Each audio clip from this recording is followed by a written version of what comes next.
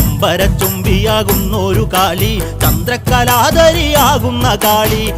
കറുത്ത മുടി അഴിച്ചിട്ടു, കണ്ണുകൾ അഗ്നി പോൽ താനെ ജ്വലിച്ചു. ചെമ്പട്ടു വാരി വലിച്ചൊന്നുടുത്തുന്ന് പള്ളിവാൾ തേടിടുന്നേ ദേവി. താകൃതാളം നല്ല താകൃതാളം, താകൃതാളം നല്ല താകൃതാളം, താകൃതാളം നല്ല താകൃതാളം വാഴും കൊടുങ്ങല്ലൂരിലമ്മേ ദേവി.